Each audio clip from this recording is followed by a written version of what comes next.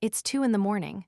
Your app just went down, and 40 people are already asking the same question. Is it just me? Here's the part that stings. You could have answered every one of them automatically before they ever hit send. That's a status page. And you can build one in the next 30 minutes. Let me show you. By the end of this, you'll have a live branded status page that updates itself. And during an outage, that can cut your support tickets by 40 to 60%. There are 7 steps. 6 are easy, but step 4 is the one almost everyone skips. And it's the reason most status pages end up lying to their own customers. Hold that thought. We'll get there. Step 1.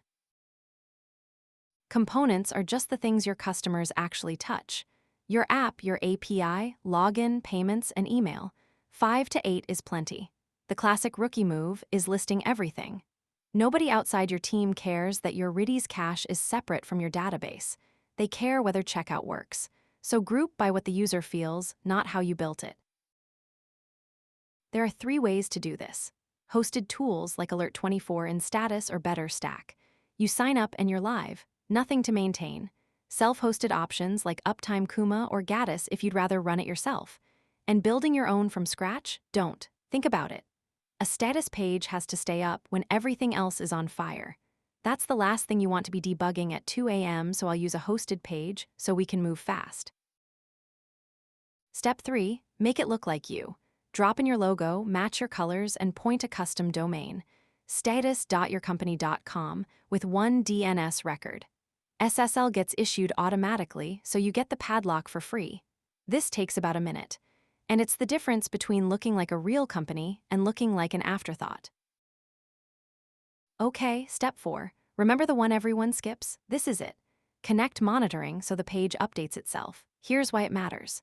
If you update your status page by hand, it'll be wrong at the exact moment it counts. Because nobody is calmly toggling switches during a real outage at 2 a.m., so wire up automatic checks instead. HTTP checks on your key URLs. And keyword checks to confirm the page actually loads, not just returns a 200. Then, the moment a check fails, your status page flips itself. No human in the loop. That's the difference between a page that tells the truth and one that quietly lies. Step 5 is how you kill those 2 a.m. tickets for good.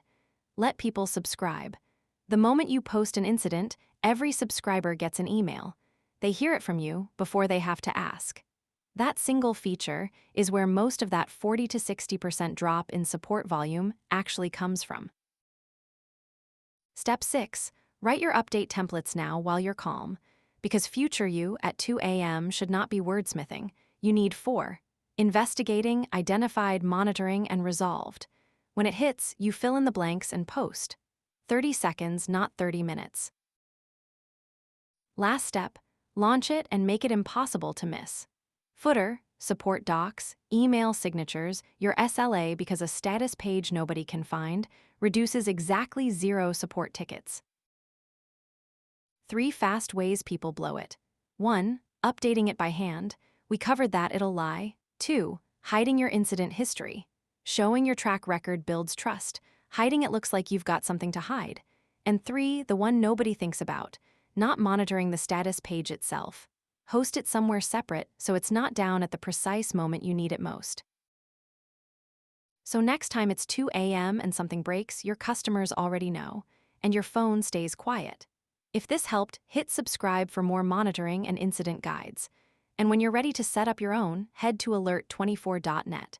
You'll have a branded status page that monitors itself and emails your customers, live in minutes. The free plan takes about 2 minutes and doesn't need a credit card.